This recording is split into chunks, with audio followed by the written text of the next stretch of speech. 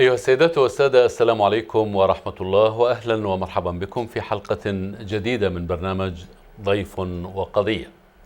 يشهد مجتمع الولايات المتحدة الأمريكية بدايات النشاطات السياسية التي تهيئ لانتخابات الرئاسة الأمريكية، وسيتوجه الناخبون الأمريكيون إلى صناديق الاقتراع لممارسة العملية الديمقراطية السياسية والإدلاء بأصواتهم لاختيار مرشحيهم في الانتخابات التي ستجري بعد عام من الآن. مرشحا الرئاسة الأمريكية من الحزب الجمهوري يتحاوران الآن من خلال إحدى المحطات التلفزيونية الأمريكية. البليونير الأمريكي دان ترامب والدكتور بن كورسن يتحاوران ويتنافسان في محاولتهما للفوز بثقة الناخب الأمريكي وإيصال أحدهما ليكون مرشح الحزب الجمهوري للرئاسة الأمريكية. كما سيصوت الناخبون لإنجاح أو إفشال العديد من مشاريع القوانين والتي تتراوح بين زيادات لنسب الضرائب إلى إنشاء الطرق والجسور الجديدة وتعديل القوانين الخاصة بأنظمة التعليم، إضافة إلى إيصال المئات إلى مجلسي الشيوخ والنواب في جميع الولايات الأمريكية. المشاركة في العملية الديمقراطية بحاجة إلى دراسة مستفيضة ومتابعة من خلال ومن قبل الناخب الأمريكي لحملات المرشحين ومعرفة البرامج المتعددة التي يتبنونها.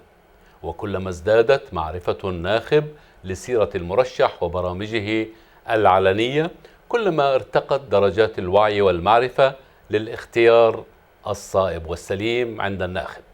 ضيفنا أعزائي المشاهدين في حلقة هذا الأسبوع من برنامج ضيف وقضية هو ناشط اجتماعي وسياسي من أصول شرق أوسطية وينتمي للحزب الجمهوري، وعمل لسنوات طويلة كمسؤول في شركة فايزر لصناعة الأدوية في مدينة أن أربر. كما حاضر في إحدى جامعات الولاية.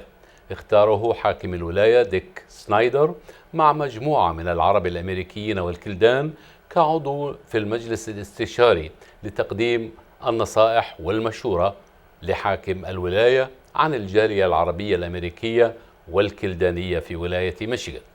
وتعكس ثقافة الضيف الكريم إيمانه بمبادئ التعددية والتنوع واهتمامه بالعائلة كأساس لقوة وصلابة المجتمع وأساس للتنمية والاستمرارية.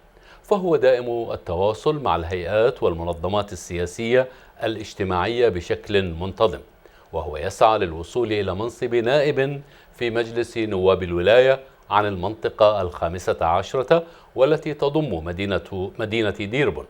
سنحاول في حلقة هذا الأسبوع إثارة العديد من المواضيع المتعلقة بعملية الانخراط في العملية السياسية الديمقراطية وممارسة حق الانتخاب. ويسرني أعزائي المشاهدين الترحيب بالضيف الكريم الناشط السياسي بول صوفيا.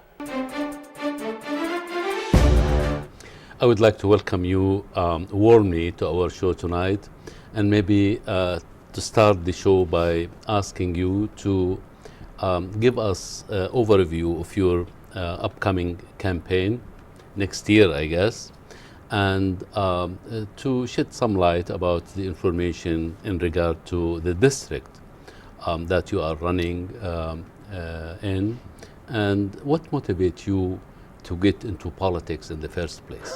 Okay, shukran. It's nice to be here. Thank you very much for the invitation.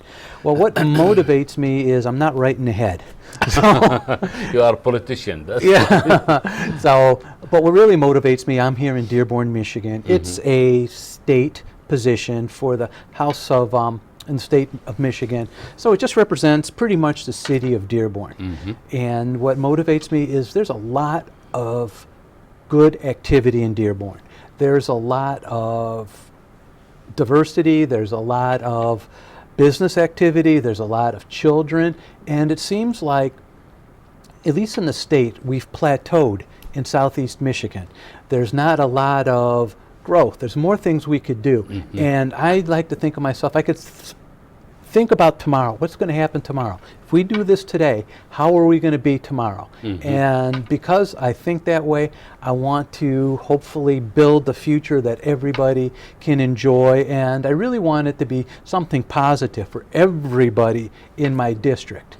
So that's And the key. District 15, isn't it, or 14? It's 15. 15, it include Dearborn? It's all Dearborn. Dearborn, just only Dearborn? Only Dearborn. There's 50 precincts in Dearborn, and 47 of them I would represent. Oh, really? Yeah. And the majority of the people who are residing in Dearborn, citizens of Dearborn, are from the Middle East. Well, it's getting close to, I think it's about 40%. 40%. Yep. And so I meant the majority of the people who are going to vote for you, because if you're Arabic association, your parents came from the Middle East, right? right, yes, they did. Yep, they came from Lebanon, and I was born here. You know, I've never been overseas, as we were talking about before. The interesting thing is, the people, whether they're Middle Eastern, whether they're Polish, Italian, they've been here 5 generations or whatever, they all have the same things in mind, Bill. Everybody is worried about the economy, they're worried about their job. Whether it's the recent immigrant, the second generation immigrant, they are business people. They want some stability so they can grow their business. You know, as a business owner, you're the last one to get paid. If you are, you know, work for Ford Motor Company, you want to make sure they're not going to lay you off. Sure. And so all of that fits together. It's, you know, maybe different people, but everybody has the same concern. And I'm there to represent everybody. As economics are being the main focus of the election, I think I can do the best job of growing the city economically and bringing my experience to the state legislature here in Michigan. What, Paul, would be your key strategy to reach out for the Arab, not only for the Arab American residents or citizens or voters in the city of Dearborn, but also for the 60% of others? Dearborn is a very diverse city. It is. We have people from all walk of life, but mainly Italian and Arab American, and the rest are from everywhere. What would be your strategy to reach out for such a very diverse group of people? That's part of the strategy, is to meet as many of them as possible. And that's why I declared early. The primary is in August next year. The general election is in November of next year. And they said, why are you doing this? But to implement that strategy, I want to talk to as many voters as possible. Each and every voter has an opinion, they have a say, and they want to see something. So that's what the first strategy is, and to be where the voters are. Whether I'm knocking on their doors, going to a church, going to a mosque, going to a play, you know, wherever they are, I want to be there and talk to them individually. I give everybody my email address. I ask them to get in touch with me, and if they want to, I'll meet with them, I'll talk with them on the phone, I'll communicate by email. But I have to treat everybody with respect. I have to earn the vote. I don't want to ask for something that I can't deliver, and I want to make sure that I've earned their vote, because I do want to win, and I do think I have the right message for the community, for the whole Dearborn community. For the last maybe 15 years or 20 years, I always see you in major function within the Arab American and Chaldean community. You are always there in the political gathering, in social organization, in galas and what have you. How do you distinguish between this highly diverse groups of Arab American and Chaldean? You know that we have Christian, Muslims, Orthodox, Catholic, Sunni, Shia, Chaldean, Arab, Jordanian, Palestinian, Syrian. Can you, since you born and raised in this country, can you distinguish between such a very diverse group of Arab American? When you say distinguish between them, I kind of look at it as a group of Middle Eastern people, and the commonality, not with just the Middle Eastern, but we have a very special emphasis on family, our people do. Sure. So with everybody, regardless of what community they're from, they all have the same concerns, so I address them the same. An interesting statistic, though, that I did bring out, and found this on your website actually, Uh-huh. where it says, you look at the average income Mm-hmm. of the Arab Americans. Do you know it's $62,000? Mm-hmm. And the average in America as a whole is 50,500. So when you look at them, their concerns are the same. They want to make sure that they're able to pay their bills. They want some time to relax, a vacation. They want to take care of their children. It's very important to take care of your children, and the Middle Eastern people realize that. They are, as you know, Paul, Arab American in general, the highest in everything you think of as ethnic group, according to the study which was conducted by the social Institute of the University of Michigan back in the year 2005. As far as education is concerned, Arab American are the highest in obtaining level of bachelor degree and master degree. Comparing to the mainstream, not only mainstream, also the other ethnic group.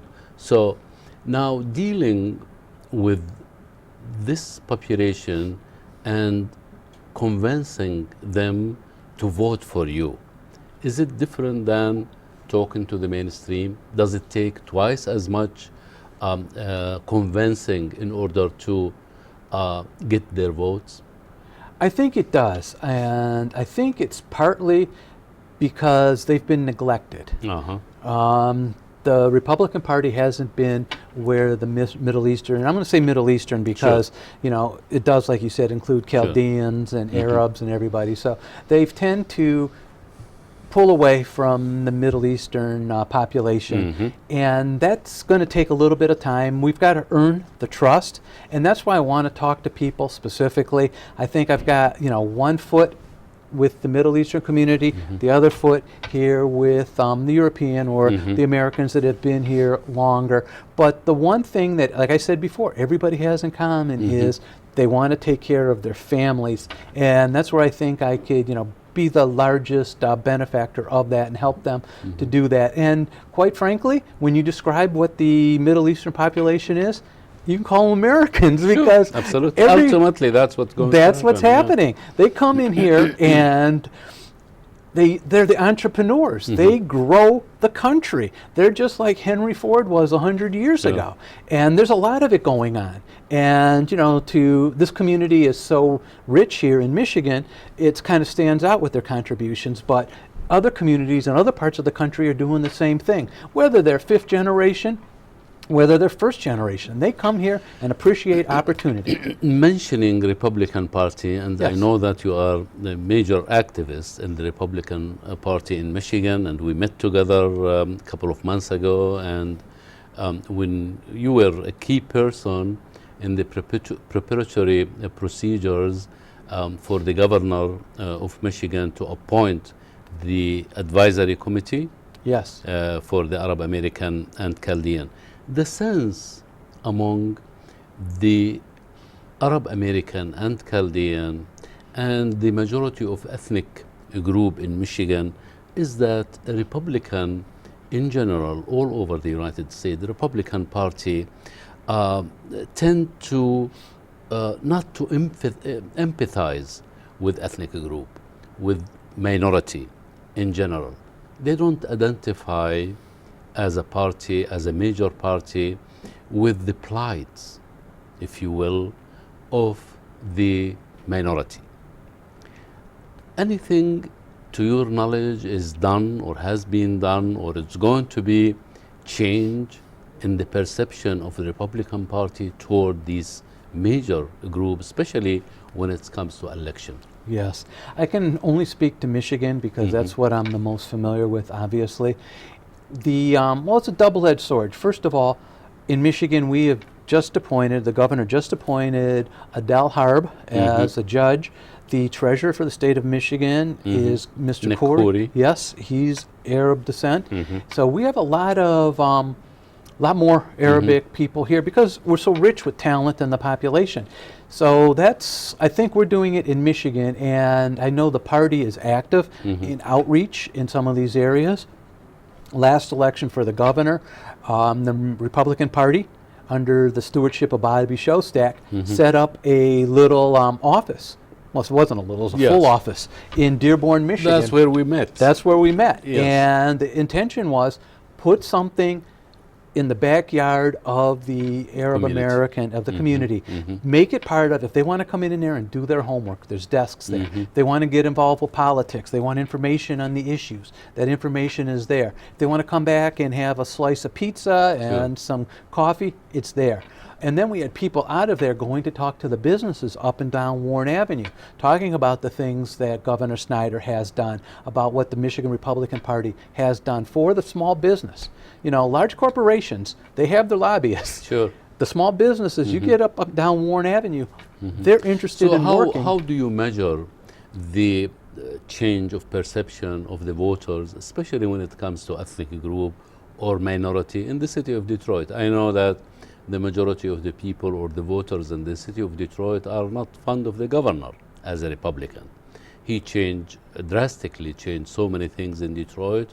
He took over a couple of years, 3 years ago, the school system and not the school system, the city hall, and he appointed the emergency manager.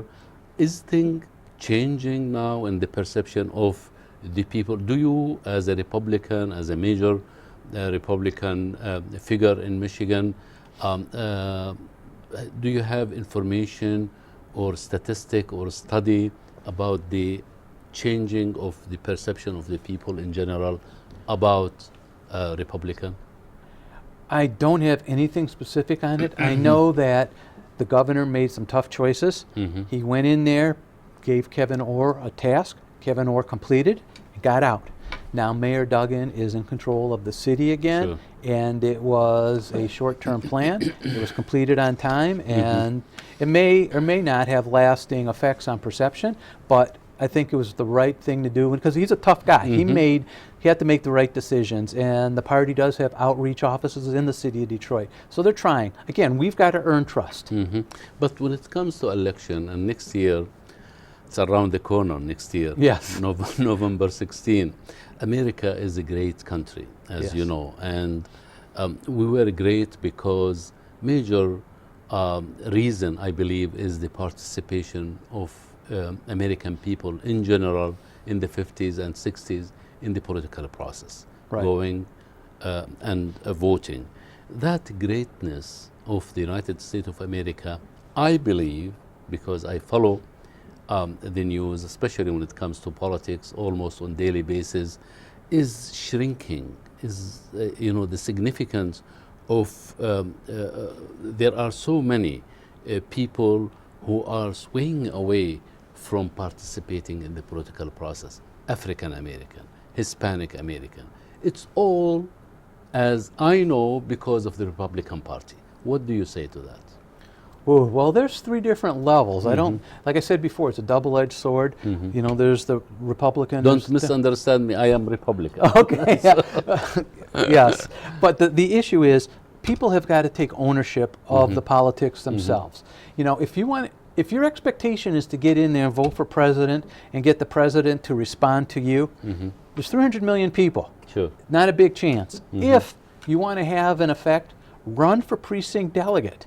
If you live in the city of Detroit, if you live in the suburbs downriver, if you live in an urban area, it's I think, what is it, a 6-block area? All you have to do is get some votes, get your name on the ballot. It costs nothing. You need 5 signatures, that's all. And then you could run. And that's the entryway to get in there. And then you will have influence on the state government. Get involved with the city government, and these are the 2 ways, city and state, to get your voice heard.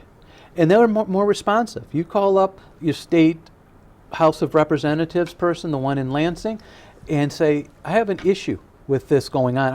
There's a big patch here, I need it fixed, the road.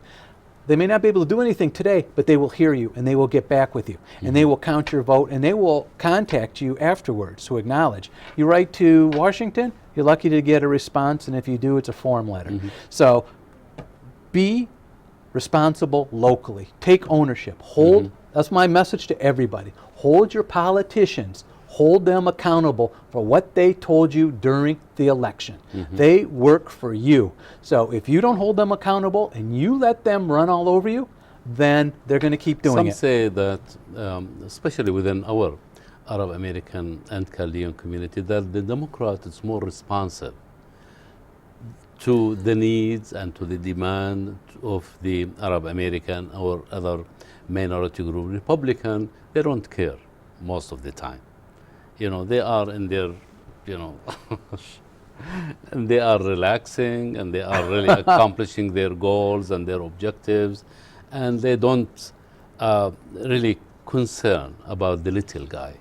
Well, if I thought that was true, look at what's I wouldn't his be name, Donald Trump.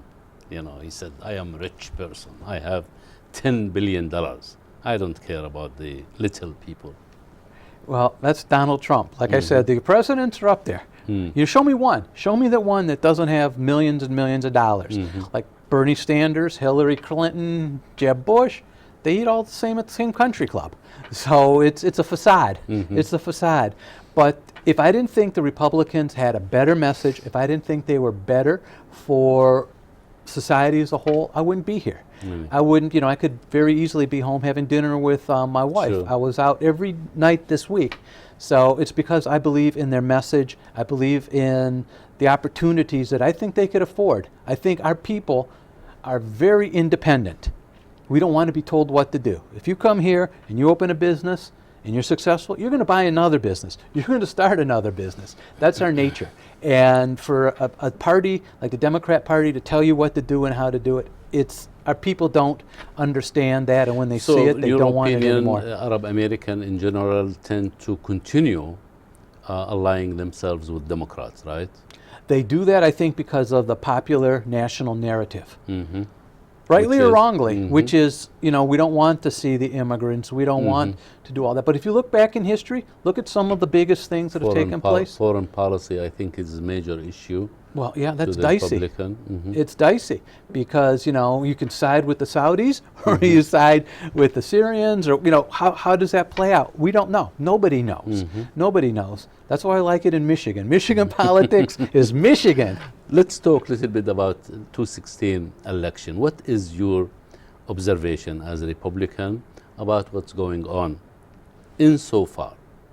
Last night, debate, and what's happening within the Republican Party, so many candidates. Give me your observation and your analysis. Well, my observation is, first of all, we've got a deep bench. There's a lot of good people up there. And I think any one of them would be better than any of the other three with Clinton. I think or Clinton and Sanders. Any one of the Republicans would be better by a long shot. You're going to see them whittle down. After last night, you're going to see some more people drop out. And let's face it, it's a lot more entertaining to watch the Republicans than it is the Democrats, regardless of the Republicans. It's not going to be anymore once Ben Carson is going to take over, hopefully. Well, we'll see. We'll see. There's a lot of different people out there. There's a lot of different talented people. There's people that I think are very favorable to the Middle Eastern cause over there, and I think some people need to become educated on, the Middle East, and then there's the extremes in between, and it's up to each and every voter to decide that. They need to decide that. So, my observation is it's entertainment. I have my top 5.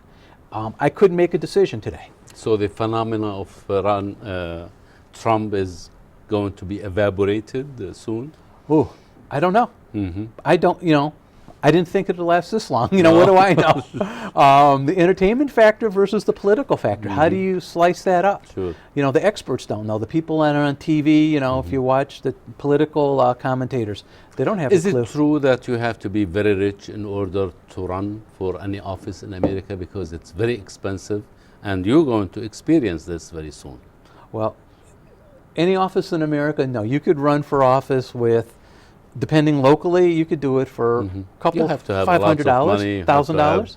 Advertisement. You have to reach out for people, to conduct symposium, to print lots of literature, right? Right, that has to be done, Yes. yep, and it depends on how much competition is in your area. I mean, they're saying $1 billion for the presidential campaign this year. That's a lot of money. $1 billion. A billion, a billion. So that's a lot of money. But you know, if you're running for city council, it's nowhere near that. Right. It's nowhere, and that's where the individual, the smaller person, somebody just starting out, can really get involved. You are part of so many organizations within our community, especially the ABAC, the Arab American Yep. Political Action Committee. What is your role there? What do you do, guys, there? I'm a volunteer. The role there is to work in the community to make sure people understand that they can have a voice there. They're not left out in the wilderness, and to establish and help build bridges with the politicians, with the community, and with the voters. Can you evaluate the work of the EBAC for the last 10 years or so? Because they are very active in the community. Every year, or especially every election year, you see lots of commotion. They invite judges and candidates, and they do debate among them, right? Right. Yeah, you're always there when these activities take place. Usually, How yes. do you evaluate? Where are they now as opposed to 10 years ago? Well, it's kind of interesting. They just had their 18th anniversary dinner last night, and they brought up a lot of the candidates that they supported over those 18 years, and you would be surprised at these successful people. Some of them have been there and they've retired, others are brand new, and some are continuing. Like I mentioned, Judge Abdel Harb, Yes. he was there, he was being honored. The- Suzanne Serini, who ran back in the 80s, you know, she was honored as well. Her son now Sure. was honored.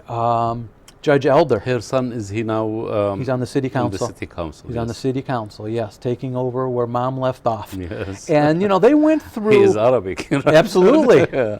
And you have no idea what it was like in the 1980s Sure. to run for office then. And Suzanne shared some experiences last week via her son as to what she had to go through. Sure. Death threats, bricks, all of those things that we take for granted Sure, now. sure. So these people were on the cutting edge, and she was a Republican, Yes. and she did not She is waver. the only Republican. And what a role model, because Right. she did not waver. She came out and she worked with Governor Engler way back when, before my time. Sure. And they stuck together. They were like this, and they helped each other out. And he did not abandon the state of Michigan or any community. He came in there and talked to everybody. Middle Eastern, Italian, Jewish, everybody. And that's the type of leader that you can expect from the Michigan Republican Party, because they're I there. know it's early to talk about endorsement. I know that you, as a candidate, you're going to seek the endorsement of major newspapers or major organization or individual high-ranking officials and what have you. Is this in one of your agenda in order to reach that office that you're inspiring to Yes. reach? Yeah, it's And pretty. how important? I always hear about endorsement. You know, Right. this particular candidate was endorsed by Detroit Free Press. Nonetheless, he or she do not make it, or Right. the majority of the time, these endorsements are really making a difference in the result of the election. It's early now for endorsements. Typically, the party will not endorse until after the primary, because if you have two people running, you don't want to hurt Sure, one and you know, sure. throw one out and keep one, and that's not fair to the voters in that community. So it's a little early now, but yes, I do plan on talking to people. I want your endorsement, Bill. 100%. 100%. Okay. You heard him. It's on tape now, ladies and gentlemen.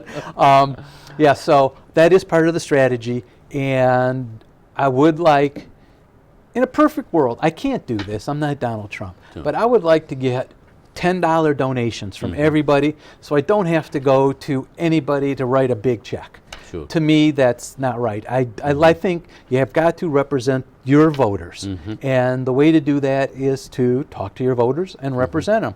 But the endorsements will come. I want to get endorsements from people that think the way my voters think. Is the position that you are running for is a full-time or part-time position? It's a full-time position. It's a And full-time position. talk about it. What do you do exactly? What's the job entail?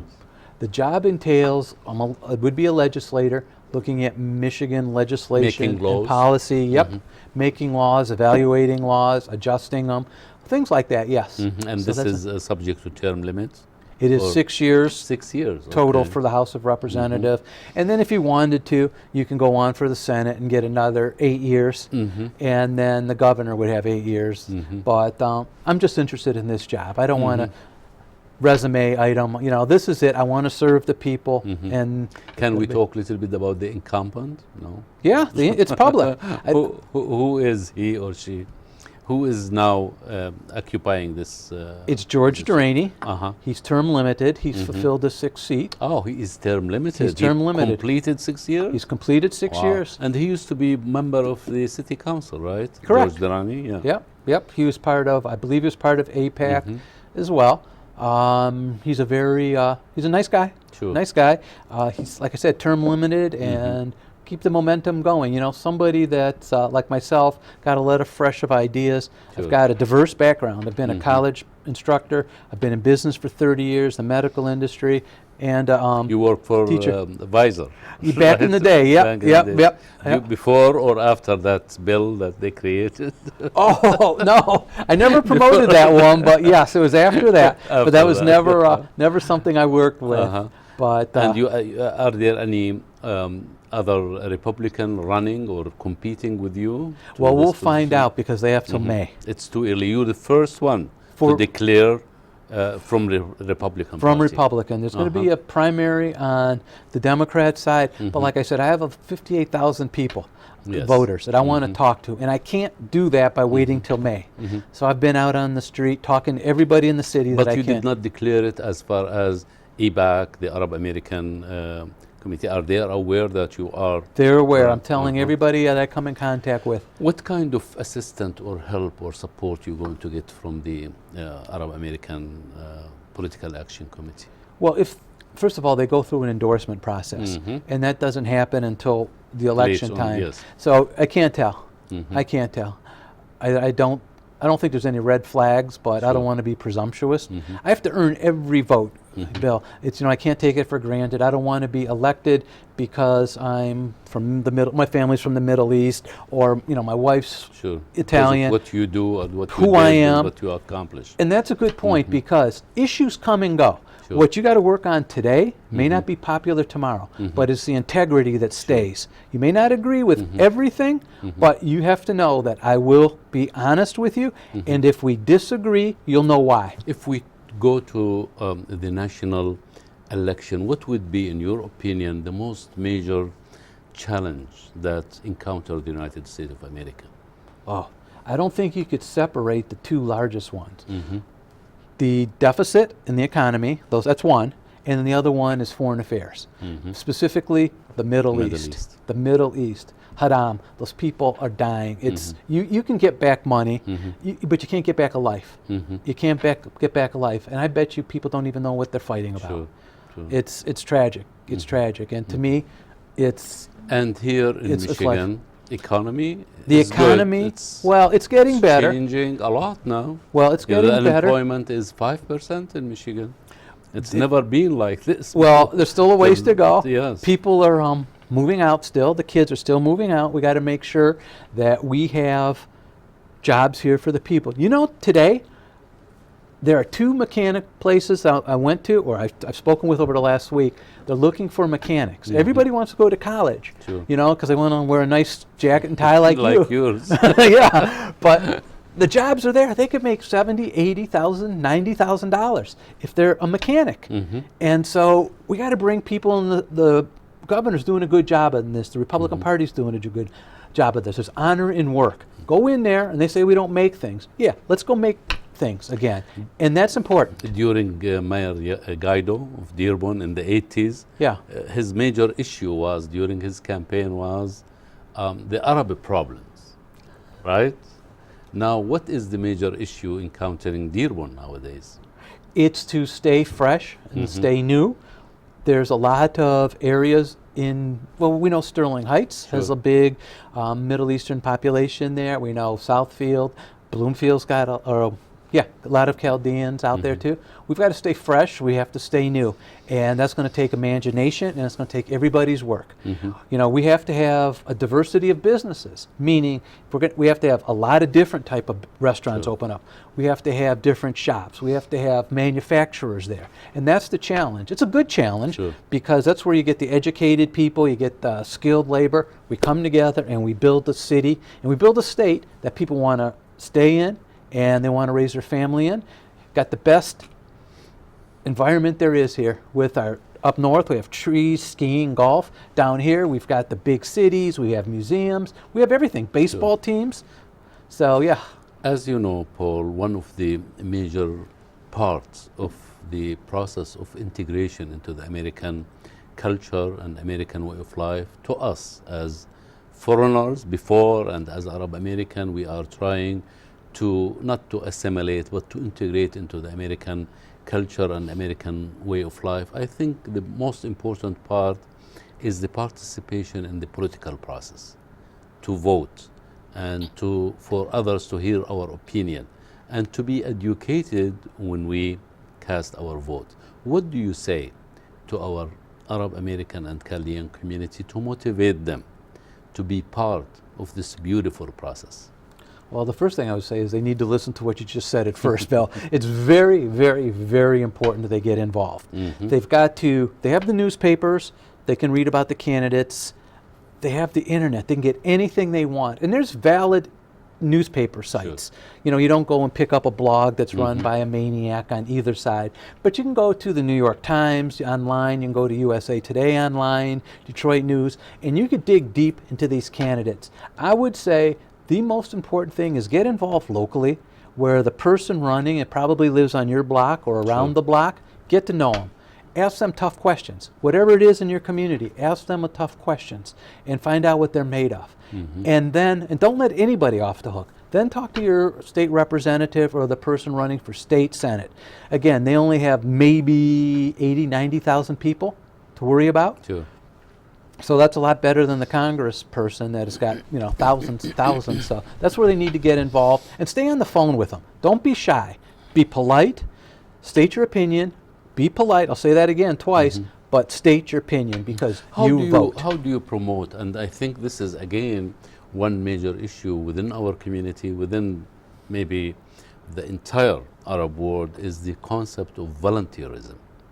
And when you as a candidate run for an office, you need an army of people, you know, around you, helping you, doing so many, you know, details things. How do you perceive this concept in our community? Is it improving? Is it something you mentioned that you are volunteering with the Arab American Political Action Committee? Do you see this as something important in our community, something improving as opposed to years before? I think it is improving. I think people are comfortable, more comfortable now, more comfortable. I think the fact that when you look at the people from the community that have aspired and have been elected, and if they haven't been elected or haven't run, they've been appointed. And when you see people like that, you could say, I could do that. I can do that. I mean, you know, Clint Kesto from West Bloomfield is an elected official. You know, the Chaldean Chamber is very strong. Tomorrow they have the event for the American Arab Chamber. Very strong. And they come at it from... On the 13th of November, I believe, there is the opening of the new center for the Chaldean community. And they come at it from an economic standpoint. And everybody understands what it needs to stand on your own and be successful.